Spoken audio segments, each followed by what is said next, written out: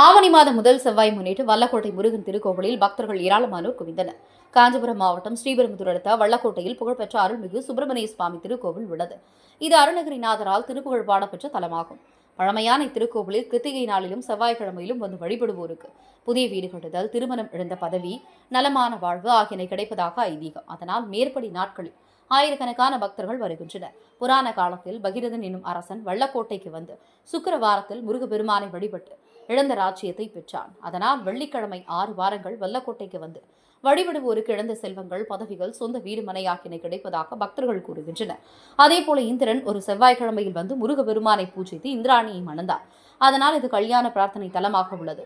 6 செவ்வாய்க்கிழமைகள் இத்திருக்கோவிலுக்கு வந்து மாலைகள் சாற்றி முருகப்பெருமானை பூஜிப்பவர்களுக்கு விரைவில் திருமணம் கைகூடுவதாக நம்பிக்கை. இத்தகைய சிறப்பு வாய்ந்த திருக்கோவிலில் 1.5 கோடி செலவில் திருப்பணிகள் மேற்கொள்ளப்பட்டு 7/7/2025 அன்று விமரிசையாக கும்பாபிஷேகம் நடைபெற்றது. ஆவணி மாதம் முதல் செவ்வாய்க்கிழமை என்பதால் இன்று அதிகாலை முதற்கொண்டே பக்தர்கள் வல்லக்கோட்டையில் குவிந்தனர்.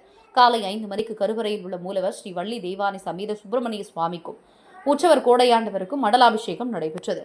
இதனைத் தொடர்ந்து பக்தர்கள் தரிசனத்துக்கு அனுமதிக்கப்பட்டனர். மூலவர் வள்ளி தெய்வானை சமேத சுப்பிரமணிய சுவாமி எலுமிச்சை மாலை மற்றும் சாமந்தி மலர் மாலைகள் அலங்காரத்தில் அருள்பாலித்தார். ஸ்ரஸ்டி மண்டபத்தில் உள்ள உற்சவர் கோடையாண்டவர் மலர் அலங்கார சேவையில் காட்சியளித்தார். சுமார் 10,000க்கும் மேற்பட்ட பக்தர்கள் திருக்கோவிலுக்கு வந்திருந்தனர். பக்தர்கள் அரோகரா அரோகரா என்று கோஷமிட்டு வரிசையில் சென்று முருகப்பெருமானை வழிபட்டனர்.